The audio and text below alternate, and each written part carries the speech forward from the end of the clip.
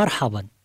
من طبيعة الفيلم الوثائقي أنه يعطي معلومة ويؤثر في المشاهد، وهذان العنصران موجودان في الفيلم الذي جاءنا من العراق، وتحديدا من كركوك، ليتحدث عن قلعة كركوك التي مضى من عاصرها، لكنها بقيت شامخة تحكي قصتها للأجيال.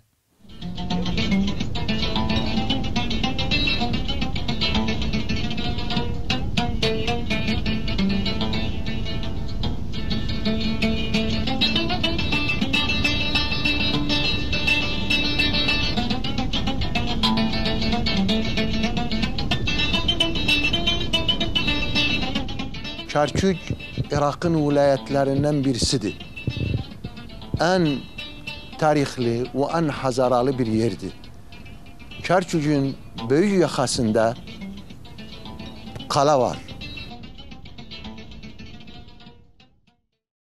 تناغم الأصداء فيلم وثائقي قصير عن حالة التعايش الديني والقومي بين مكونات قلعة كركوك الأثرية، بالإضافة إلى معلومات قيمة حول تاريخ بناء القلعة والمواقع الأثرية فيها من جوامع وكنائس ومراقد للأنبياء الثلاثة عزير وحنين ودانيال.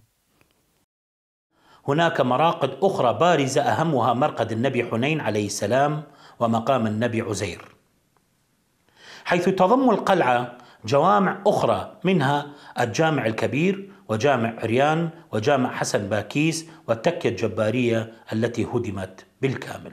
ولأننا نتحدث عن فيلم وثائقي بهذه القيمة، فلا بد أن نتحدث عن صانع هذا الفيلم. إنه المخرج العراقي سردار زنجنة، وهذه بطاقة تعريفية بالمخرج وكاتب السيناريو.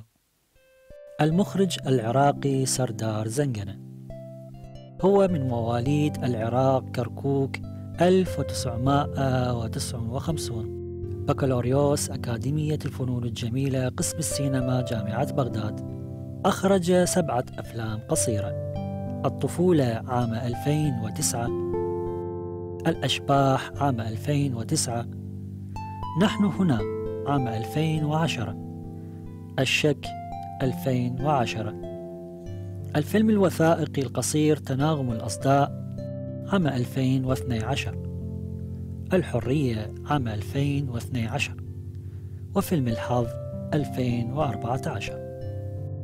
الفيلم يتحدث عن قصة تناغم ومحبة وسلام في بلد افتقد مثل هذه المشاعر، فوصل العراق إلى ما وصل إليه، لكن الأمنيات ما زالت أن يعم السلام في العراق وكل بقعة من بقاع الأرض.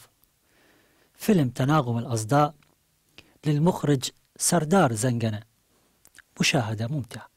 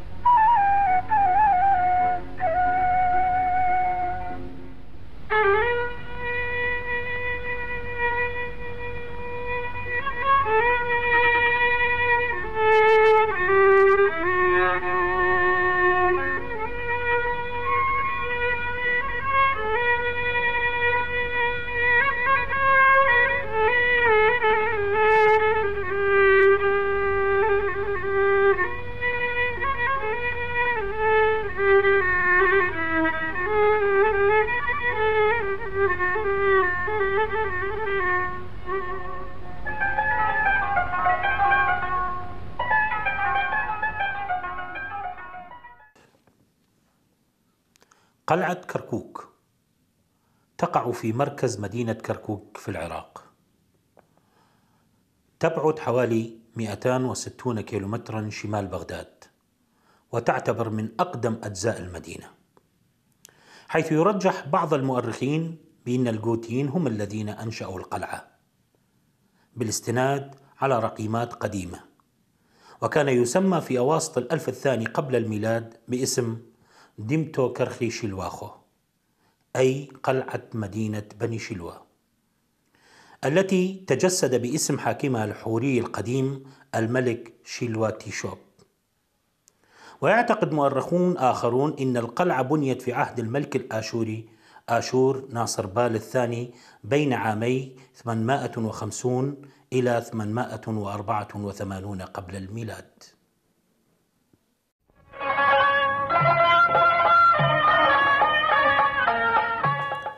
بنيت قلعة كركوك في الأصل على تل مدور ذي 4 زوايا، يرتفع عن السهول المحيطة به بحوالي 120 قدما، ويشرف على وادي نهر صغير ذي مياه قليلة يفيض عادة في الفصول الممطرة، ويعرف بنهر الخاصة.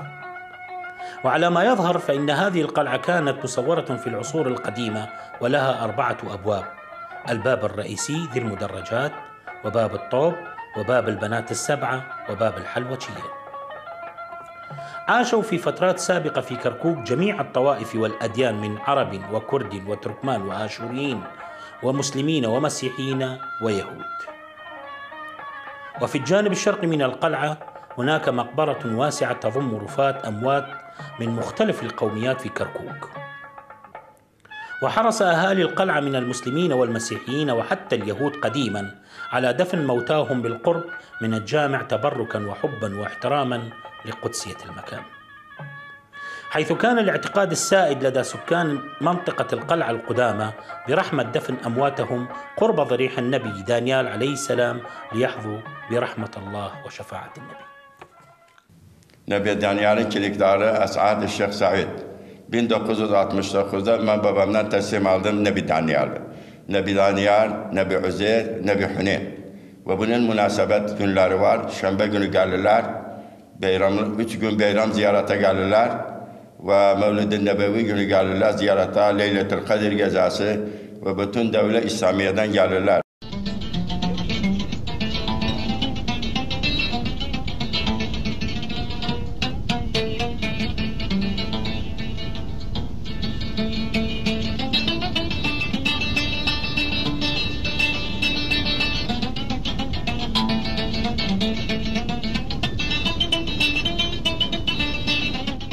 Kerkük, Irak'ın vilayetlerinden birisidir.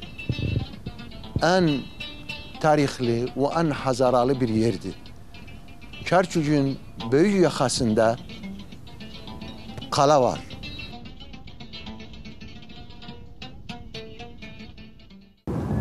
قەڵای کەرکووک یەکێکە لەو شارستانیەتە مێژوویانەی کەوا لە کوردستاندا دەورێکی گرنگیە و دەتوانین بڵێ مێژوویەکی دوور و درێژ هەیە کە لەگەڵ ڕەوتی سەرەتاکانی ڕووداوە مێژوویەکاندا و لە قۆناغە مێژوویەکاندا دەوری گەورەی خۆی بینیوە. ئەویش دەگەڕێتەوە بۆ سەردەمەکانی هاتنی گۆتیەکان کە قەڵای کەرکووک وەکو یەکەم پایتەختی گۆتیەکان لە کەرکووک بووە کە عەرابخا بووە. بۆیە هەر لەو کاتەوە شارستانیەتی قەڵای کەرکووک زنجیرەیەکی نەپساو بووە لەگەڵ ڕووداوە مێژوویەکان و لەگەڵ ڕەوتی ڕووداوە مێژوویەکاندا کە ئەوش خۆی دەبینێتەوە لەو گۆڕانکاریە مێژوویانەی کە بەسەر ناوچەکەدا هاتووە کە قەڵای کەرکووکش بەر شاڵاوی ئەو گۆڕانکاریە سیاسی و سەربازی و ئابووری و کۆمەڵایەتی و ڕۆشنبیریانە هاتووە kə Kerkuk و dەوروبەری بەخۆیەوە بینیوە. Kala'nın üstünde bütün Kerkük milleti yaşardı. Bunların içinde Türkmen milleti aileleri çok idiler ve bizim kardeşler, Mesihliler gelirdi ki biz diyardık özlerine kala gavuru. Ve aynı vakitte bizim Kürt kardeşlerimiz kalanın iki tarafında evleri var idi ve ticaret işleriyle alışveriş hayatlarını yapardılar. Kala Kerkük'ün milletini aynen bir deste gül taki tutmuş ve kala tarihti ve kala hazaradı bu memleketin. قەڵای کەرکووک لە سەردەم و شێوە جیاوازەکانی مێژوودا سەردەمێک ناوچەیەکی کارگێڕی بووە، سەردەمێک ناوچەیەکی ئابووری بووە، سەردەمێک دەتوانین بڵێ ناوچەیەکی ئاینی بووە، واروە کۆمەڵێک پێکهاتەی جۆراوجۆری تێدا ژیاوە، کۆمەڵێک نەتەوەی جۆری ژیاوە، کۆمەڵێک ئاینی جۆراوجۆری تێدا سەری هەڵداوە. هەموو ئەمانە لە قەڵای کەرکووکدا دەوریان بینیوەیان ئەو توانە گرنگیان دروست کردووە کە بووە بە دەتوانین بڵێن بە دروستکردنی شێوازێکی هەمەڕەنگ لە پێکاتە و لە ئاین و لە نەتەوە جۆر بە جۆرەکان لەسەر قەڵام.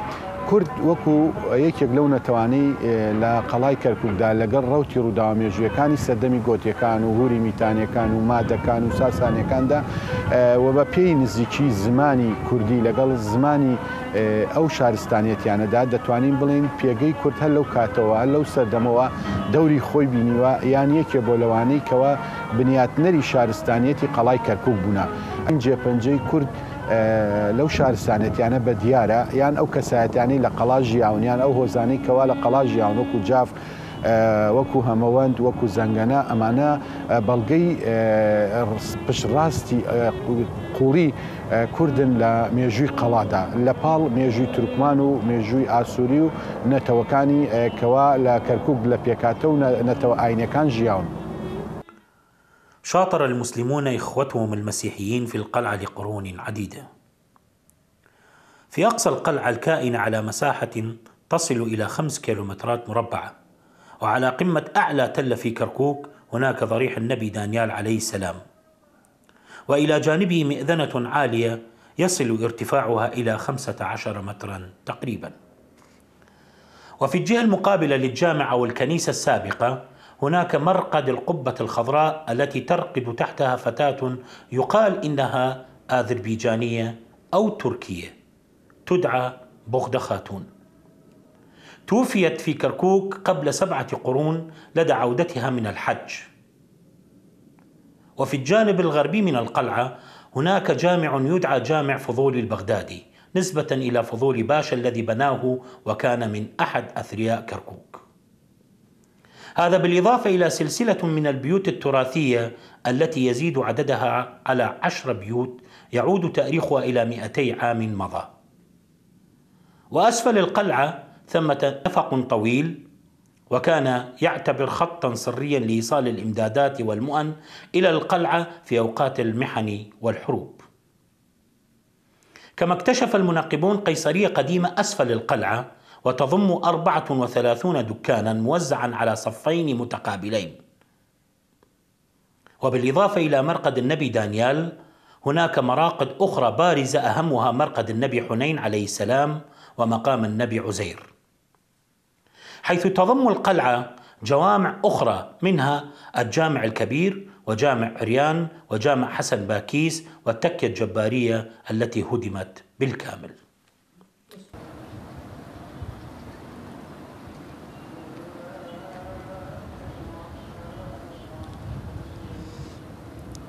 نحن الآن في القلعة، قلعة كركوك، التي هي رمز للتآخي لكل أطياف الساكنين فيها من مسيحيين ومسلمين، عرب وكرد وتركمان.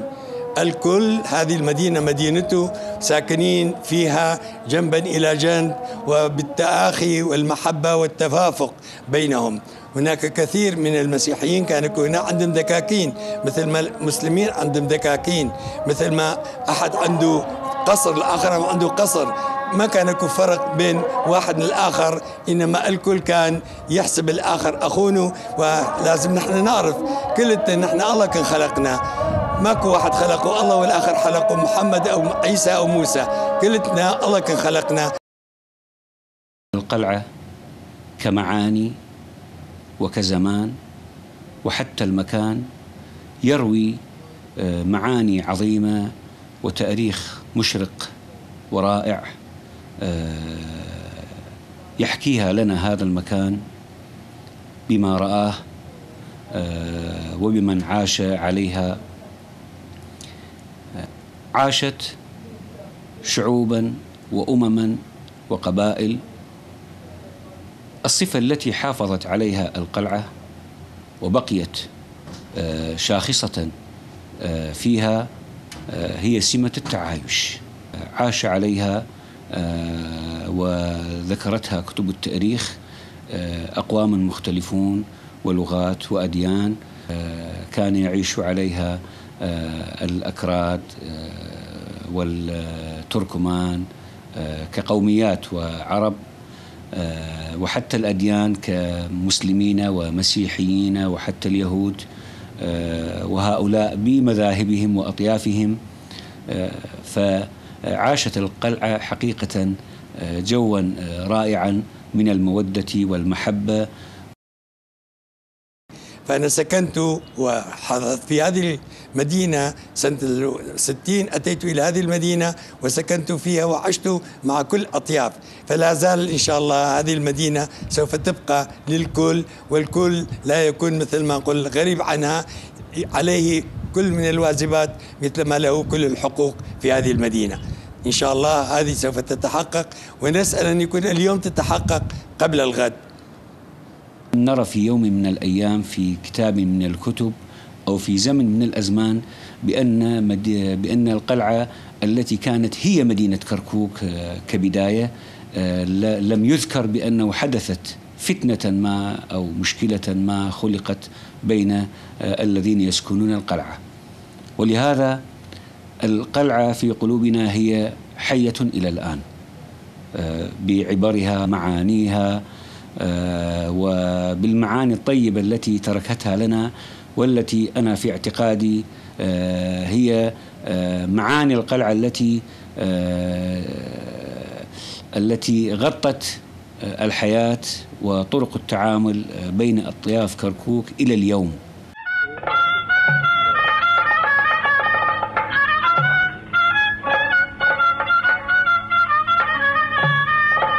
في الآونة الأخيرة زار وفد من اليوناني قلعة كركوك لإدراج قلعة كركوك ضمن قائمة التراث العالمي بشكل مؤقت. وإذا دخل قلعة كركوك ضمن قائمة التراث العالمي حتى لو بشكل مؤقت يلزمنا ضوابط كثيرة، منها صيانة كافة المباني التاريخية تحت إشرافهم. وبما أن قلعة كركوك حضارة وملك للجميع، على الجميع حمايتها وحفاظ عليها، ونأمل خيرا من الجميع.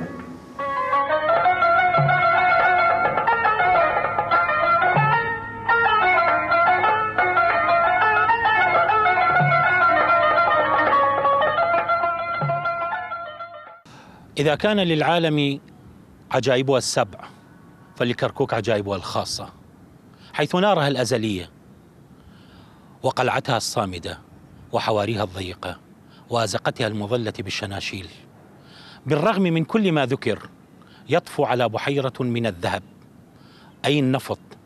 ولكن السؤال: متى ترتدي حلتها التي تليق بها؟